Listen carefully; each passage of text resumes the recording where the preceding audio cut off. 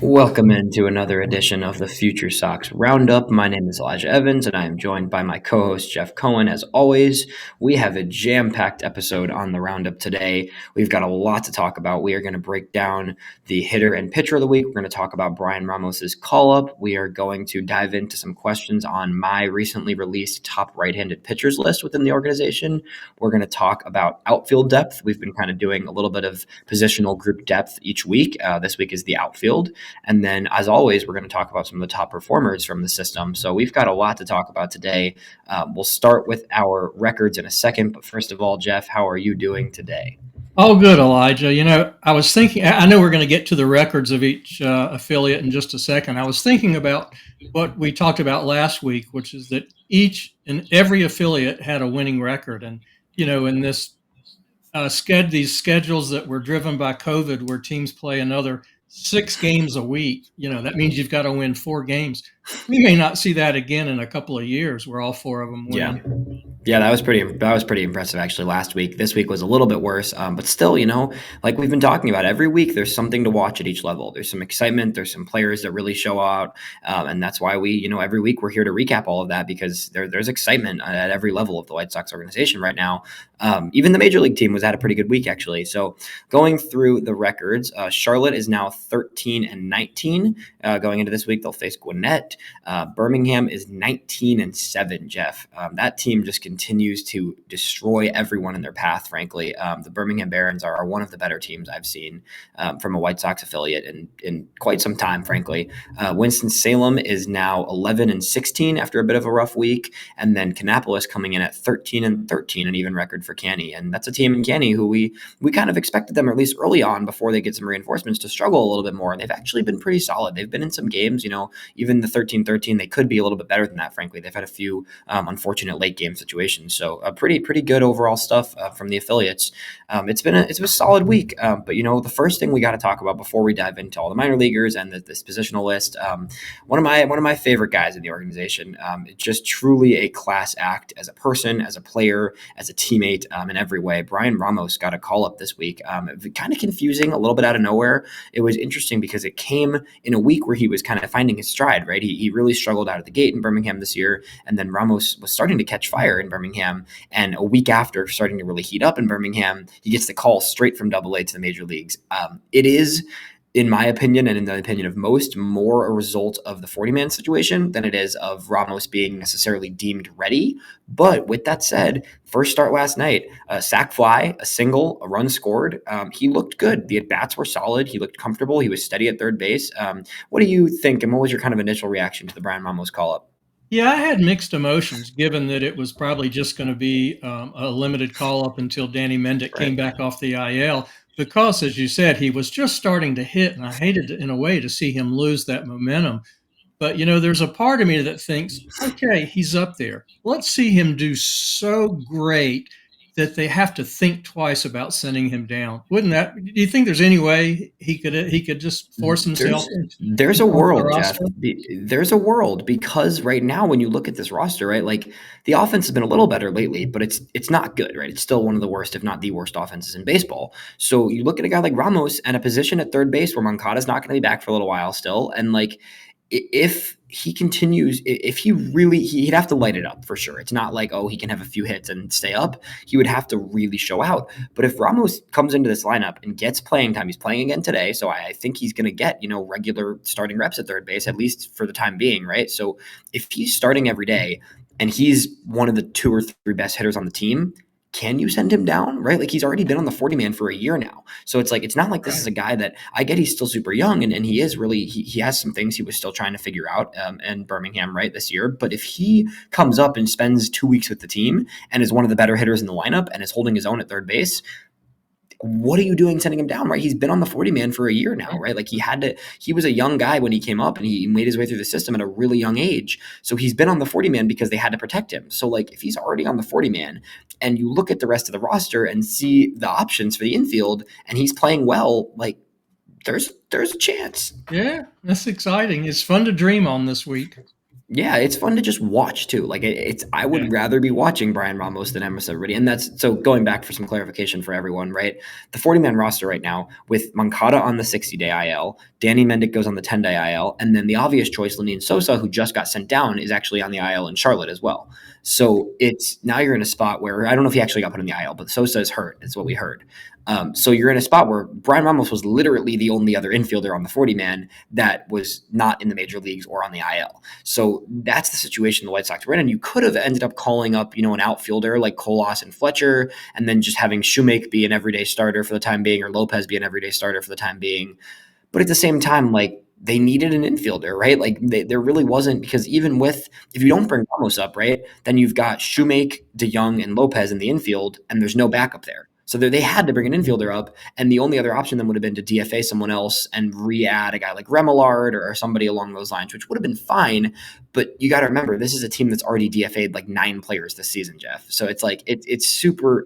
I get why they did it. It makes sense, and I hope that he runs away with the job. Yeah, that would be cool. That'd be great. So I've been thinking about every time he comes up to plate up in Chicago. I keep thinking about Jack because I know how fired up you are about him. Yeah, I've just been a big supporter of him. And this is a guy, like, I said this the other day. I did an appearance on a different show, and I was saying this. Like, Ramos he's a great player. I think he's really talented. He's also just one of the best dudes I've ever been around in the organization, right? Like, this guy, when I was in Birmingham last summer, Jeff, like, he's the guy that is just always positive. He's smiling ear to ear. He's happy to be there. He's encouraging his teammates. He has worked really hard to get good at English so he can kind of be able to communicate with guys. He was sort of the bridge between some of the Spanish speakers and the English speaker last year in Birmingham, and this year, I assume, as well, right? Like, this is a great dude who works really hard and is really talented and has a chance to be the third baseman of the future in Chicago. And it's cool, even if it's for a week and a half. Like, I'm happy to see a taste of it. It makes the White Sox more fun to watch. Right. So that's Ramos. We're excited about that. We're fired up.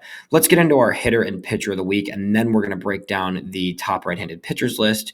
We went with a co for hitters this week. We have co-hitters of the week with Wilfred Veras in Birmingham and Rikuu Nishida in Kannapolis.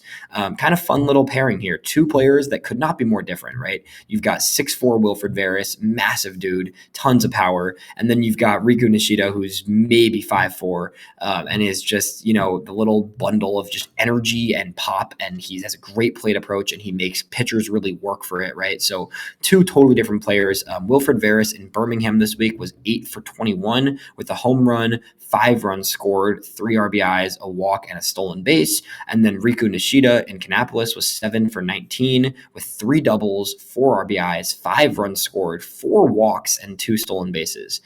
Really great week from both of them. Veras is a guy that I'm higher on than everybody, and I've been for a while. The chase rate is rough. He's still striking out over 30% of the time. But Wilfred Veras can just hit, Jeff. I mean, this is every level we see him at. He just continues to rake. He has the second best OPS in the Birmingham team behind Brooks Baldwin right now. He has the second best, pretty much everything. He has 1 home run less than Edgar Caro. He's just a great, great hitter when he gets the bat on the ball. And that's what it comes down to. Like, he's going to have to refine the approach, but he hits line drives like nobody's business. It's easy power for him, gap to gap. And he just continues to show out every week right now. Yeah. As you and I talk about a lot, Birmingham is often what separates the guys with potential from the guys who really are a little out of their depth. And Veras has not had a problem at all in Double-A, and clearly it looks like a major leaguer in development. Yeah. And then, go ahead. No, you take it. Well, I was just going to say about Nishida, he does a little bit of everything. Whenever I watch him, I mean, he'll take pitches, he'll foul them off until he can draw a walk. When I was at the game last week, he must have fouled off 4 or 5 pitches in one at bat until he drew a walk. And, on the year, he has 21 walks to 13 strikeouts. Yeah. It's impressive stuff. It's not going to be he's not going to be the most impactful player, right? Like, in terms of like power run production, right? You're not going to see him drive in a ton of home runs, or he has no home runs, right? He's a contact guy, but the approach is excellent, almost a 400 on base percentage because of those 21 walks, right? You get him on base, he's going to steal some bags, he's going to mess with the pitcher's timing, he's going to fight at bats, he's going to draw long counts, right? Like you just said, like he makes pitchers work, and that's something that it's hard to kind of see. I don't know if I see him getting. I don't know what I see for beyond that, right? Like it's a little bit hard to imagine at the upper levels seeing him continue that success. But at the same time, like having a guy in your system, even if it's at the high A, double A level, who forces pitchers to work and he makes them uncomfortable and he draws walks, right? Like that's only going to benefit the rest of the team. So that's something that's cool about Nishida is he just makes he helps everybody else perform better in that lineup right now. Yeah, I'm with you. I wrestle trying to see what the future holds for him, but I mean, he's dominating low A, and he should have no problem at high A with this game. It's at Birmingham that I think maybe he runs into some issues. Yeah, and shout out to Rikuu, shout out to him also for his birthday today. I was talking to some of the guys. I heard that today was his birthday, so that's cool. And he's just, he's still a young guy. He's going to keep progressing, hopefully. And a really good week from him, and a good week from a lot of the guys in the Candy lineup. To be honest, a lineup that is seeing some significant improvement from the beginning of the season when we looked at that lineup and said, we don't even know who half these guys are. And now you're looking at that lineup, and they're putting up good at bats every game right now. So that's exciting. And then Veras, is just one of the many guys in Birmingham, obviously, who has been excellent offensively. But he, especially this week, Veras was just phenomenal all week long. So there's our hitters, our co-hitters of the week. Our pitcher of the week is none other than Peyton Pallette. And I am excited to talk about Peyton Pallette, Jeff, because I believe that this week was the best start of his professional career. Not just this season, not just his time in Winston. This is the best start I have personally watched from Peyton Pallette since he's been with the White Sox organization. And I'm hoping that it's a sign of things to come for him, because his first 3 starts this season had some shakiness to them. And in general, right, like this is a guy that we've said, this is the year for him. Last year was about getting him healthy, getting him recovered from Tommy John, all that stuff. That was way more important than the results. This is the year where I want to see that step from Pallette. And this game could be a big start of it. His start this week, he went 5 innings, 4 hits allowed, no walks for the first time this season, and 7 strikeouts, no runs, 5 scoreless innings from Pallette. Overall, the stuff was crisp. He was locating the fastball. He was generating whiff on it. The slider was sharp. And he was just able to find the spots he wanted to find this week in a game where he didn't have to, sometimes with Pallette, it kind of feels like he's just trying to force strikes in there to get into the zone, because he knows he has stuff, but it's kind of just forcing it into the spots he wants it to. This week, it was like he was able to work all over the zone where he wanted to and command it, and not, it was consistent strikes, right? Like I'm going to pull it up right now, 52 of 74 pitches for strikes. So almost a little under 70% strike rate from Pallette this week. So it was command, it was consistency, the whiffs were there. He was getting guys just missing at everything, and really just an overall great start from Pallette this week. Yeah, I think we'll both be really interested to see what he does this week, if he can build on that start last week. And I'll just point out one other thing. It's great to see Tanner McDougal and Juan Carela do well, and we hope Tyler Schweitzer can get it turned around. But it's a different story with Pallette. He was a second-round draft pick. And I think, you really want to hit on those. Yeah. And not just hit on those, but like this is a guy that he was borderline first-round talent before going into college, before his injury, right? So like this is a guy that was in a similar ilk to Grant Taylor, who we're going to mention a little bit later in the show, right? Grant Taylor is also this past year second round, coming off Tommy John, tons of upside. Like, so if we're looking at Grant Taylor right now, which I know everybody is, like we're looking at Grant Taylor as like a legit top prospect, right? Like we need to see that from Pallette too. And this is the year to see that growth. And this start was the first little like moment where I was like, this guy looks really good today. So I want to see the next few starts from him. But like, this is someone who we not just want, we expect him to be in Birmingham later this season, but we got to see more from him in Winston before that can even be on the table yet. So I'm hoping it continues. Great week for Pallette, very much earned the pitcher of the week. And it was just overall, just great stuff from him in this start. And I think we're going to be carefully watching his start for Winston this week. Shifting gears a little bit, I guess Pallette is going to be part of this next conversation, but I released my top right-handed pitchers list. This is something I was supposed to work on earlier at the beginning of the season, lost track of it a little bit, a lot going on, but I came back around to it this past week and was like, I'm going to sit down and I'm going to break this down, because like we've talked about, pitching depth right now, the best it's been in quite some time. Going through this list, I was like, wow, wow, there's people at the bottom of this top 10, just right-handed pitchers. This isn't even left-handed. I'm going to have the left-handed list coming out soon, which will feature, obviously Noah Schultz leading the pack there, but a lot of talented arms there as well. But just on the right-handed pitching side, the guys, it was 10 guys and 3 honorable mentions for me. All 13 pitchers I wrote about on this list could become major league pitchers, Jeff. Like there's a real world where all 13 of these guys could be a major league arm in the future. And that's incredibly exciting and something that was not the case. And when you look at this list too, like a lot of these guys have come into the organization in the last year or two. So this wasn't the case at some point, right? Like it just wasn't. So I'm excited to go through this. I'm going to go through the list and we're not going to break down every player because we do that all the time. We talk about these guys a lot. But I'm going to kind of walk you through a few of the spots where I debated who should be above the other one, right? And we're going to kind of contemplate. So number 1 is Drew Thorpe. That was a given. That was a lock. He's the number 1 right-handed pitching prospect in the system. He's a top 100 prospect in baseball. I think he's going to be top 50 in baseball, honestly, in the midseason. He's been that good, and he's that consistent. The 2 and the 3 is Nick Nastrini at the 2 and Jairo Iriarte at the 3. I really got close to putting Iriarte 2. I'll be honest with you. It's tough. I think Nastrini, for me, just gets the nod because he's a little bit older. He's got similar command issues to Iriarte, but he's just further along. Does Iriarte have more upside? Probably. What do you think about Nastrini versus Iriarte at the 2 and the 3? No, I think you're right. I think they both have great upside. Yeah, Iriarte probably does have a little bit higher upside. But I think the risk with Nastrini is a little bit lower because he's already demonstrated he can pitch at the major league level.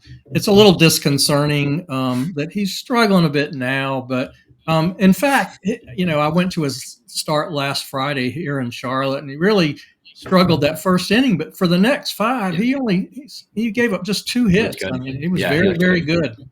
Yeah, so it's tricky with Nastrini, right, to gauge right now because this season has been so up and down for him. He was sick, and then he was up, and then he had 2 starts and went right back down, and then it's just been a rough season for him. But looking at it blankly, like these are the 2 and the 3. I don't know exactly which one should be 2, to be honest. There's definitely an argument for Iriarte, and I completely respect anybody who would put him above Nastrini right now. But these are the 2 and the 3. They definitely belong in those spots. The 4 is Jonathan Cannon, which I think is pretty solidified in my mind, just because we have seen the floor with him, right? Like we know he's proven already in AAA that he's pretty solid. He had a rough start this week, but a solid arm. He's got a high floor. He had a really good major league debut. So overall, Cannon earns that 4 spot. The 5 for me, 5 and the 6 is another one I want to ask you about. The 5, I had Grant Taylor, who was a 2nd-round pick with upside for days, going to be starting in the Arizona Complex League, working his way back from Tommy John and everything. And then the 6 was Mason Adams, who we've talked about a ton and we're both huge fans of. Totally different profiles, right, for a Taylor and an Adams. What do you think about those 2 in the 5 and the 6? Well, it's interesting. The decision is almost like the Nastrini Iriarte. One, Mason Adams has demonstrated that he can do it. He's, doing well at AA. Yeah. The other, Taylor, has just gobs of upside. We're getting good reports out of Arizona. Hopefully we'll see him in Kannapolis soon. So, again, I think it's splitting hairs to worry about which one's 5 or 6. But yeah, I agree. I think Adams has looked amazing this year, and that's part of why I was almost tempted to put him at 5. But with Taylor, you could make an argument that Taylor – actually, I don't even think you can make an argument. I think it's kind of the truth that Taylor has the most upside of anybody on this list. Like if you're talking pure upside, what we saw at LSU, he was a projected 1st rounder before he went down with Tommy John surgery, right? Like this guy's upside is through the roof. The velo is insane. I mean, we've heard him hitting 100 miles an hour. I think right now, even coming off of TJ and him already being in the upper 90s is really impressive. So Taylor, I think, got that 5 spot for me just simply because he has just so much upside and some of the most upside in the system of any prospect, frankly. But that's not to slight Mason Adams at all, who moved up, in comparison to our preseason top 30 at FutureSox. Adams being at 6, he leapfrogged a few guys who were ahead of him on that preseason top 30 because he just has continued to show out every single start he makes. It's great. I mean, it's this week he had a rough first inning and then proceeded to not allow a single hit from the next 5 1/3 this week in Birmingham, right? So it's just his ability. I made a tweet about this, right? And his ability to bounce back is up there with every pitcher in the system. Adams is the type of guy where he will have an inning where, he leaves a few things in the wrong spot. He gets hit a little bit. And he always proceeds to then dominate after that. He's just really, really good at adjusting and changing where he's putting his pitches based on what's happening in the game, and then coming back and performing better in the next few innings, right? So those two at 5 and 6, you really can't go wrong. I'm super pumped about Adams being a big league option soon, and I'm super pumped about seeing Taylor start to get some game action because we know how much talent that arm has. Right. And you know what's interesting about Adams as well is, you've got him at number 6. Where do you think he was a year ago? Like, he wasn't even in the top 15? 12. Yeah, not even, exactly. I mean, there was nothing, right? This time last year, we were just starting to see his first few professional games, piggybacking Noah Schultz, and we were like, oh, here's a late round draft pick who's pitching out of the bullpen and looks pretty good. Like, and now it's like both of us took notice of that last year, and we watched him last season just continue to get better, work his way all the way to Birmingham, and now he's one of the many pitchers in Birmingham that looks like big league pitchers. Yep. Moving on to the 7 and the 8, one guy we just talked about, but it's 7. This was a tough one for me, actually. And I kind of, part of me after seeing this list, I actually released this list right before Pallette's last start. And part of me after seeing this last start makes me want to flip it. But 7, I had Seth Keener, and 8 is Peyton Pallette. I went back and forth with these two.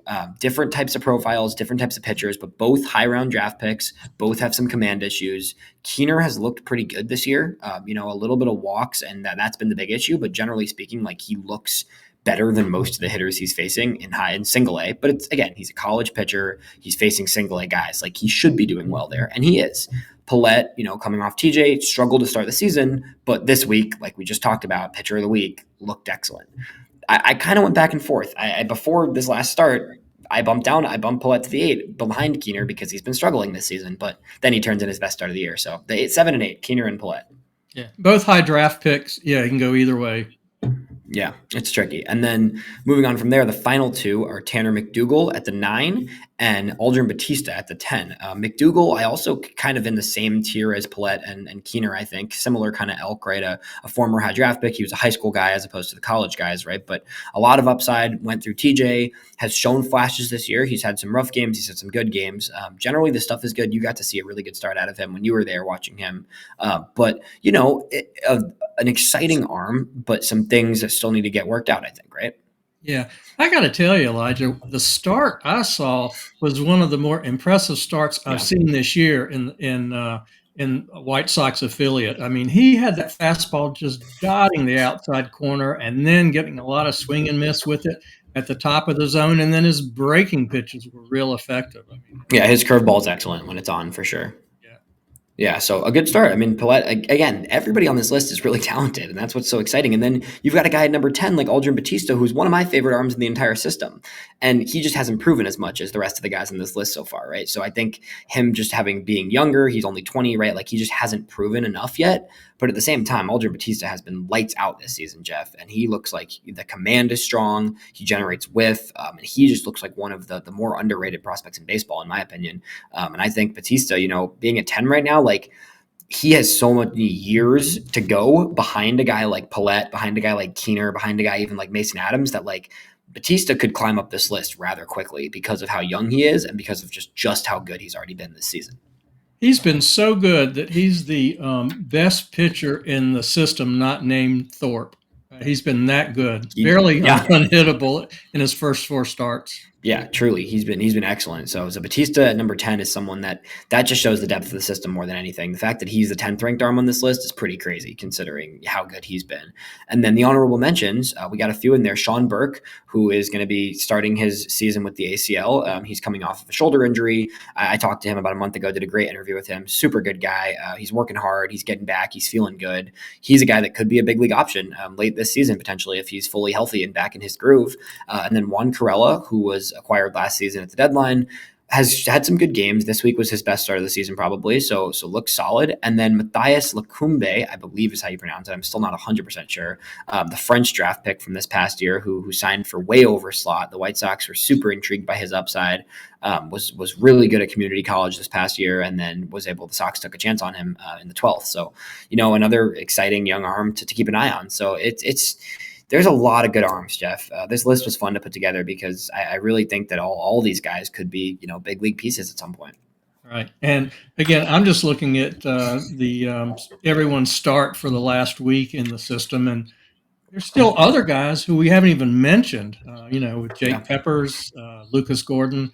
It's such great depth. Yeah, it is really exciting. So we're going to move on a little bit. We're going to kind of breeze through some of these top performers. Thanks for going through that list with me. That was fun. It was a cool list to put together. And then we're going to kind of zoom through the minor league levels because we've still got to talk about outfield depth at the end of this episode. Charlotte, there's one guy and one guy only I want to discuss here, Jeff. Tell me about Colson Montgomery's week because, it hasn't been the prettiest of seasons for him so far. But super young, doesn't have a ton of games under his belt. He looks like he's starting to find the groove a little bit in AAA. Yeah, he is looking a lot better. He had a home run last week when I was there that it's probably still traveling. It was out of the stadium onto the street. He is starting to tap into that power. He's looking comfortable at the plate. And he's getting a little more aggressive. It's crazy. He needed to get a little more aggressive. He was taking too many called third strikes. Yeah, it's interesting. And that hasn't resulted in less walks, though. That's what's cool to see because I think some of the concern with him was, where's that patient approach going? And it was there, but it was almost too passive at times. Yeah. Now you're seeing in the past 5 games this week, so his first 5 games of May, 5 walks, 3 strikeouts. That's the Colson Montgomery we know, including 2 home runs as well that I should mention, right? So 5 hits, 5 walks, 3 strikeouts in his past 5 games. That's the Colson we know and love, and that's the Colson that, it took some time, and it's still not going to be a perfect product. But him finding the balance between patient and passive and being able to be patient with his approach and generate those walks, but then also let it rip when he needs to with those 2 huge home runs this week. That first home run you mentioned was, I think, 114 off the bat. And then the second one yesterday was 105 off the bat. Yeah. So it's coming along. Yeah. So exciting stuff from Colson. It's interesting. It begs the question with Ramos being up, what does that mean for Colson's timeline? But I don't want to rush it. I'm not interested in Colson coming up anytime soon, frankly. I think he's starting to figure things out in AAA, but that's good. He should be, and that's where he should be for a while. I think, once you get to All-Star break, trade deadline, then we can talk. Right now, May and June, I want Colson in AAA, and I want him doing everything that he just did this past few games over the course of 2 months, right? Yeah. So exciting stuff there. Going to Birmingham, we talked a little bit about some of the guys in Birmingham, Wilfred, Veras. I want to talk about a few pitchers. Jairo Iriarte with another really impressive start this week. He intrigued me this week because I think it was a little bit of a different style of a start from Iriarte than we're used to. I think we've gotten kind of accustomed to him being more of a little bit shorter outings. The walks have been up there, but he's been limiting contact. This week, he allowed a lot more hits. He allowed 8 hits, which is by far the most, which is, I think, the same amount as like 3 or 4 of his starts combined, probably. But with those 8 hits came 7 full innings of work, only 1 walk, and still 7 strikeouts. So Iriarte, a different style of start, but it's interesting to see him kind of see that command get a little better, but have it kind of and more efficient with his command, which allowed him to go 7 full innings, which we haven't even seen him get into the 6th this year. But it also came with some more contact. What did you think? What do you think about that kind of difference in his start? I think he's been pretty solid all year. I didn't see this start, so I really don't want to say too much about it. But he's right out of the gate. He's been fairly consistent. Yeah. It's consistent, but it's also a different look from him this week, which I kind of like seeing. It's interesting to see him work in a different way and in a way where he was able to get through 7 innings and limit his pitch count way more compared to the first 4 starts. So overall, just great stuff from Iriarte. I think he's just an excellent player and someone that is going to keep rising. And he's the youngest guy in that Birmingham rotation by almost 2 years and is going to continue to get better and better. And he should be there most of the season. Going over to giving a little bit of props to the Birmingham bullpen for a second. I want to talk about a few guys in that bullpen who intrigued me because the starters have been great and they haven't made the bullpen work too much because the starters have been so good. But the bullpen's been pretty good in its own right this season. We talked about Gil Luna recently in a previous episode. I want to give the spotlight to Andrew Dalquist for a second. This is a guy who was a high school 3rd rounder, right? Like when we went through and we looked at all the draft picks, Andrew Dalquist was a guy that I think we kind of marked as like it hasn't really worked out for him. 3rd round pick last year, he spent the entire season in Winston-Salem as a starter primarily. Really struggled. The command was iffy. He wasn't getting a lot of chase. This year, Instead of trying to keep him as a starter with all the depth in this system, they said, yes, he struggled at Winston. We're going to put him up in Birmingham, but as a reliever. Andrew Dalquist now, through his first 6 appearances this season, 7 1/3, only 5 hits, 0 earned runs, and 8 strikeouts. Kind of interesting. I saw him come into a game the other day, and I was like, this is a guy who didn't really work as a starter, but every time I've watched him out of the bullpen in Birmingham, he looks really good. So I'm curious to see, and I'm kind of marking him down as a guy to keep an eye on, because this was a guy that had a ton of arm talent coming out of the draft and being a high school 3rd-round pick.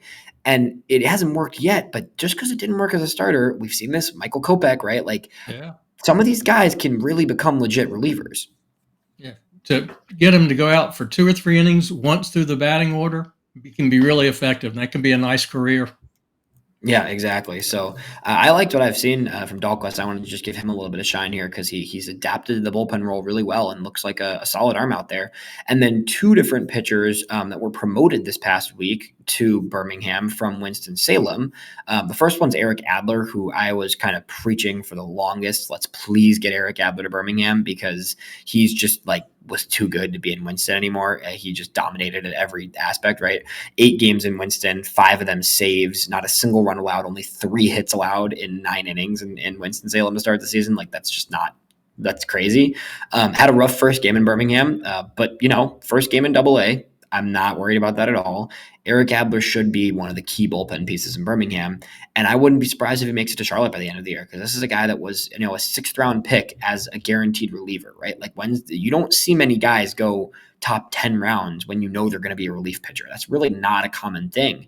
But with Adler, the arm talent was impressive enough, and he was so dominant at Wake Forest that it was like, even as a reliever, this guy could really be something. I'm excited to see him in Birmingham over time. And then the second one is Garrett Schonely, who pitched in Birmingham for much of last season, but struggled there a lot. And then this year started in Winston, looked great, so he earned a rightful promotion to Birmingham. Yeah.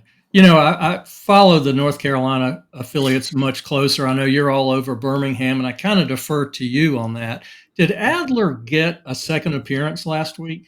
He did not. He only had 1. And it was a funky one too. It wasn't really even his fault. It was a weird there was an error on a play, and then there was a play that wasn't an error, but probably should have been an error. And it was a weird little inning. It's nothing I'm really worried about. Only 1 game though. So I think he should probably be one of the first relievers used this week in Birmingham. So I'm excited to see him get another shot. Right. But great stuff from those 2, both of them. They both deserve to be in Birmingham. That bullpen was already strong, and they added 2 more arms that are both going to be solid out there. So pretty exciting stuff. Moving on to Winston-Salem, the one guy I wanted to talk about that we mentioned a bit earlier on that list was Juan Carela, but we kind of talked about him. Has dealt with a lot of command issues to start the season. I think it was kind of just he wasn't really finding his spots quite yet. I think his few starts have been shaky. It hasn't been bad for him. He hasn't been bad by any means, honestly. But this past start, 4 innings, only 1 hit, 2 walks, 5 strikeouts, no runs for Carela. So probably his best start. His second, he had another really good start in April too. It's been up and down, right? It's been like 1 good start, 1 bad start, but this was another good one for Carela. We'll hope to see him kind of find a little bit more of the consistency, but generally speaking, this is a guy that, he in spurts, he has shown us that he's a really solid pitcher for the Winston, the high A level. And he wasn't on your list at all, was he? In the top? He was the honorable mention. Yeah, he was in. Yeah. He was on that 3 honorable mentions. So he deserves to he was on our top 30 to start the season, right? He was right there. He was ahead of Batista actually, I believe, on the top 30 to start the season. Falls off a little bit, right? But still a really exciting arm to watch. This is a guy that was. You got to remember, some of these guys, the way they were acquired, right? Aldrin Batista for international signing money from the Dodgers. Juan Carela for 2 months of Kenyon Middleton. Kenyon Middleton means nothing to the White Sox, right? Juan Carela, even if he's the 13th best right-handed pitching prospect, pitching depth is great. Yeah. It's awesome to have.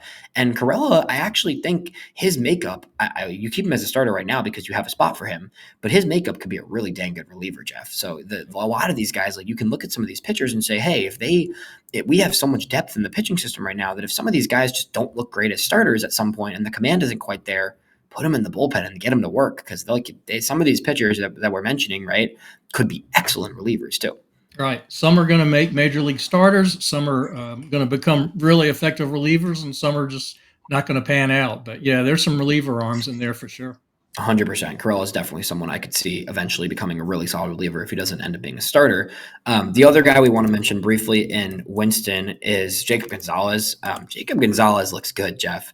I don't know how much I know I'm hoping that you're going to be able to get. I think they're away this week. I know, but I'm hoping that sooner than later. Or are they away this week? Or are they home? I think they're home this They're week. home this week. Yeah, I They think are home they this and week. Yeah, Canny are Winston is both home. home. Right. I flipped it. Winston and Kenny are home this week as opposed to last week. So maybe you'll get to see him this week a little more. But Jacob Gonzalez looks really good. He looks like the player that was drafted in the first round, as opposed to the player that we saw last year. And this past week, he was good again, right? Like it's a confident approach. It's steady, right? Like this. I mean, in this series, right, his 4 games that he played in May so far, 3 walks, only 1 strikeout. He's getting on base. He just 5 hits in these last 4 games, right? So he had a home run this week too. So it's contact, it's approach, it's discipline, and it's somebody who's getting on base just all the time, right? Like he's really consistently getting on base a lot right now. On base percentage just under 400 for Gonzalez this season, more walks than strikeouts. It just every week it's looking a little better. Every time I tune in to watch Jacob Gonzalez, I'm like, he looks more and more comfortable. Right. And, as he gets more confidence, it's just going to get better and better. I was looking at the year-to-date stats because, we've talked about how much the hitters in Kannapolis and Winston-Salem struggled out of the gate, but I think both teams are really starting to heat up. Yeah. It's exciting. So I was looking at year-to-date stats. Jacob Gonzalez leads Winston with 26 hits. He's got 8 extra base hits. And as you said, 15 walks to just 11 strikeouts. Yeah. That's elite. Yeah, it is. The approach is great. I mean, that's one of the selling points of Gonzalez, and we are seeing it very clearly right now. So great stuff from him. Winston as a whole, the worst record right now in the system, but like there's some players that are really fun in Winston. I think the record is a result of some funky games, a few blow up starts for sure from some of the young pitchers, but generally speaking, like it's a fun roster still, and there's players to watch, and Gonzalez is the head of that lineup right now, and he looks great. He looks really, really good. Moving down to Kannapolis before we get into our outfield depth, we're going to do Kannapolis, and then we're also going to mention the ACL, which starts tonight, actually. Kannapolis, the one guy I want to mention offensively is Drake Logan, who just got back. He was kind of injured to start the season, missed some time starting the year. This is a 2022 late round draft pick. Drake Logan, good first week with Canny. He looked good. He had a home run first of the season, some RBIs. He was steady, getting on base.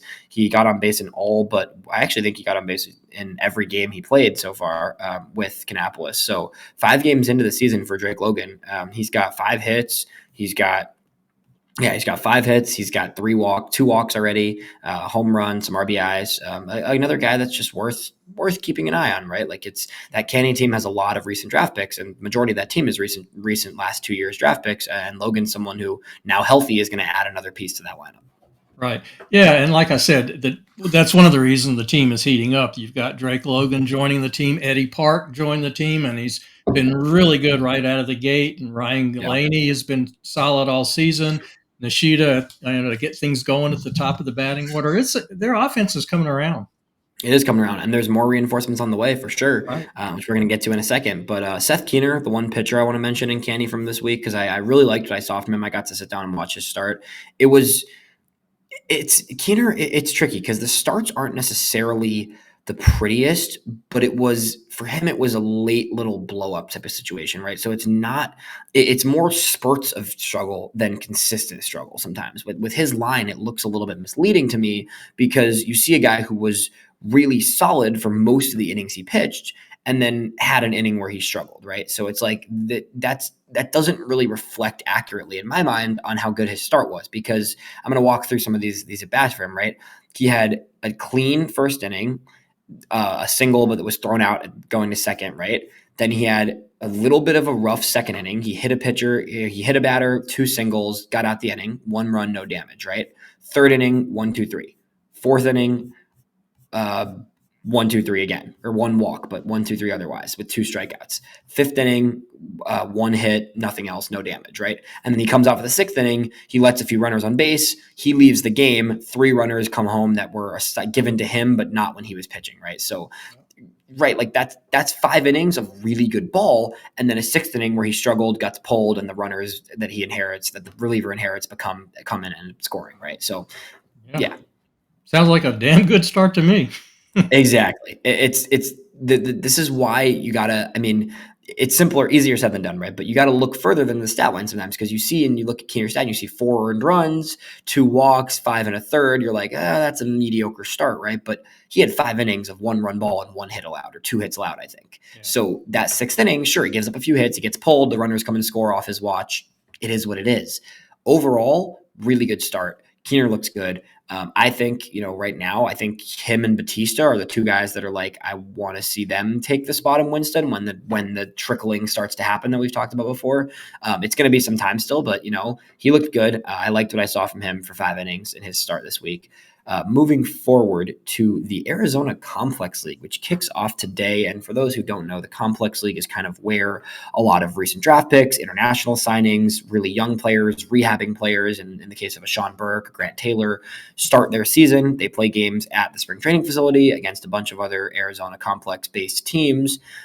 It kicks off today. Our James Fox, our leader at FutureSox, wrote a great preview, so definitely check out that on FutureSox.net. We've got kind of just breaking down the entire roster. But in terms of headlining pieces, right, this roster is pretty fun, and a lot of these players are going to be in Canny before we know it, but for the time being, there's a lot of really intriguing players on this roster, Jeff. Yeah, I read James's article this morning, and I learned a lot. Yeah, I mean, because he breaks down every player. A lot of DSL guys, a really interesting roster. Yeah, so starting with the pitching, obviously Grant Taylor, who we mentioned, right, is the headlining guy, right? He's going to be one of the top prospects in the system sooner than later. Sean Burke is rehabbing there. Christian Opper and Matthias Lacumbe, both those pretty, well-regarded draft picks from this past season. Young guys, community college, they still need some time. They're going to be there to start the season. You've got guys like, international guy like Maximo Martinez, who came over with Aldrin Batista in that trade from the Dodgers last year. You've got a Tristan Stivers who's rehabbing there as well. So, a lot of pitchers that are worth keeping an eye on there. And then you go over to an offense and you've got George Walkow, obviously, my guy George, who's 7th round draft pick, tons of pedigree. He's going to be, he's super young. He's probably going to spend the whole first half of the season, if not most of the season, in Arizona. He looks great. Abraham Nunez is a big time international signing who looked really good in the DSL last year. He'll get his first taste of stateside ball this year. You've got some, Javier McGonagall, who's one of the top international guys, ranked number 23 overall for the White Sox. Ryan Burrows, who probably would have been in Canny, but Burrows was coming back off an injury. He broke his hand, I believe. So he's kind of going to work his way back in the ACL. He'll probably be in Canny sooner than later, though, I presume, right? A lot of other international guys, international catcher, Steven Flores, who's I've seen a lot of really good things about him, hearing that he's kind of a high upside catcher. He was mashing last year in the DSL. So really fun roster in the ACL. I highly encourage everyone to go check out James's article on that. And we'll get to talk about some of those guys because sooner than later, they're going to be playing games. And then a lot of those guys will make their way to Candy this season as well. Yep. So definitely keep an eye on the ACL. The last thing we've got here today is outfield depth. Before we get into the names, Jeff, the last 2 weeks were a little disappointing. I think we talked about middle infield depth. We talked about corner infield depth. And both of us came away saying, it's not great. There's some pieces and there's some cornerstones, right? But the depth overall is not great. Do you think that this outfield group is going to be significantly deeper than those infield groups? Well, you tipped me off last week not to despair that I was going to feel a lot better about the outfield group after being so down about the middle infield and corner infield lack of depth. And you're right. I mean, there are interesting guys up and down at every level. Yeah. I completely agree. Yep. And it's a difference too, because I don't think there's as many guys on the outfield list that are top prospects, right? There's not a Colson Montgomery. There's not even a Bryan Ramos, right? But there's a lot of solid players, and there's a lot of players that could really become something. It's not star-studded, but it's way deeper than the infield group. Right. And it's at every level. I mean, even at Charlotte, I can't remember the last time we've had 3 outfield prospects on the same team at the same time. And this year we've got Dominique Fletcher, Oscar Colas, and Zach DeLoach. Yep. So you just started us off right there, right? Yeah, it's exciting. So you got Fletcher, Colas, and DeLoach at the Charlotte, the AAA level, right? I don't like all those guys. Do I see any of them being like everyday major league big leaguers? I'm not sure, to be honest. But Fletcher has the making of a really solid fourth outfielder. He's got a ton of speed. He hits for contact. Oscar Colas, we've seen look a lot better this year. Zach DeLoach, a lot of power, some things to still figure out with the swing. But, all three guys that at the very least, solid organizational depth and legit prospects, right? Yeah. Then you go down to Birmingham. You've got four outfielders in Birmingham that I enjoy watching, right? Wilfred Veras, we talked about a lot today. Jacob Burke and Terrell Tatum, who are both really natural center fielders, but can play anywhere in the outfield. Both excellent defenders, great speed. They both, have questionable bat impact, right? But they're just both, at the least, they're both, speed, defense, contact. And then a guy like Duke Ellis, who's one of the quickest players I've ever watched. I'm not sure Duke Ellis is quite a prospect, right, at his age, but at the same time, like, incredible speed, just ridiculous speed on the base paths for Ellis. And then you go down to Winston. In Winston, you've got Samuel Zavala, who was the key piece, one of the key pieces of that Dylan Cease trade alongside Thorpe and Iriarte. You've got DJ Gladney, who has been with the team for a few years. A lot of power. Sean Gusenberg, who's an older guy, more of a depth piece, but, has been one of the better hitters in Winston this year and continues to do it. He was last year, too. I don't think we really give him enough credit for what he's done. And then Mario Camilletti, who's another guy that had a really strong first professional season last year and is just another, solid depth piece to have. Then we go down to Kannapolis. We've just talked about all these guys today. Most of these guys, at least, Rikuu Nishida, Eddie Park. Nishida plays infield more sometimes, but he does play some outfield. Park, Caden Connor, who's really impressed me this year in his first team year with the season. Albertson Ossigan, who has looked really solid. We talked about him last week. And then you go down again to the ACL, like we just talked about. You've got George Walkow, who's one of the top outfield prospects. You've got Abraham Nunez, who's a big-time international guy. There's just a lot of solid pieces up and down this system in the outfield. Yeah. It's the depth that we were hoping we were going to see in the infield. I was thinking about the Birmingham team as I took a closer look at the numbers, and we talked about Brooks Baldwin and his 400 plus OBP. In fact, it was close to 500 a week ago, and you combine that with Terrell Tatum and Duke Ellis, and all these guys are getting on base for those big bats. Right, for Cuero and Veras and Ramos when he was there. I can't imagine being an opposing pitcher, These guys all have OBPs around 400. Yeah. And the thing that's funny is, like, some of those big hitters behind them aren't even really hitting much yet. So that lineup is just going to get even better when you've got, Burke has really struggled to start this season, right? But Burke's a guy that, like, we know Burke was really good last year, and this promotion, they're moving him quickly through the system. So it's okay for him to struggle a little bit. Same thing with a Tim Elko, right? Who's having a little bit of regression from last year where he was just raking, right? But these guys are going to have time to adjust. There's no rush. There's depth, especially with the outfield. Like, they've got time to adjust and to make improvements. Meanwhile, you've got guys like Tatum and Veras who are just destroying the ball right now. So it's solid. It's not. There's a need for a star, and we can talk about this on a future episode. I know you're not super tapped into the draft side of things. There's a name that I have circled as, like, the guy I want at the 5th overall pick, who is that kind of should be a star outfielder. Braden Montgomery of Texas A&M is the guy that I have as my number one kind of target for that draft pick. I think there's still a need for one or two more kind of the high upside outfielders, but the system overall in terms of outfield, much stronger than infield. And I do think that there's going to be kind of a need to fill some infield depth via the trade deadline, via the draft, and all those other aspects, right? Right. And, you say, well, Duke Ellis and Terrell Tatum, at best, they're fourth outfielders. They're great OBP guys, and you look at the White Sox, and one of the issues they have is nobody can get on base in front of the power bats. Completely right. And then the other guy who's supposedly has a lot of upside, he's off to a bit of a slow start, is Samuel Zavala, but really highly regarded and one of the higher rated outfielders in the system. And then one other guy I want to talk about, Sean Gusenberg. You're right.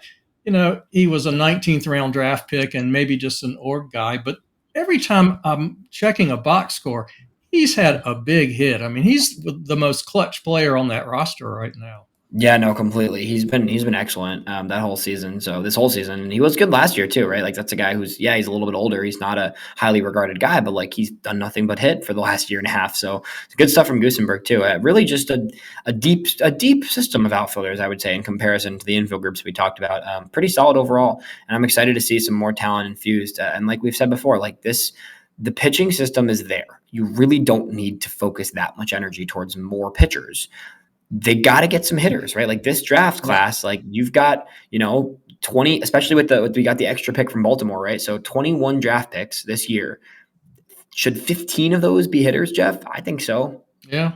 I wouldn't have a problem with that. You want to restock arms every year, of course, but you've got to get some bats. We've got to get more bats, more high upside bats.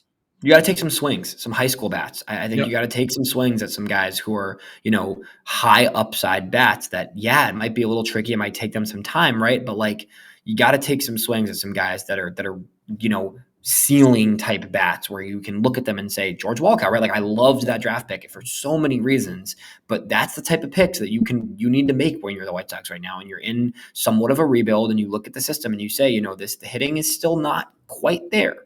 So let's get some more bats in the system. Let's continue to stock it up and add talent to the roster, right? Yeah, absolutely. That's all we got today, unless you got any other thoughts, Jeff. That was a lot of different things we went through today. I'm hoping that we're going to have some cool, unique topics coming up.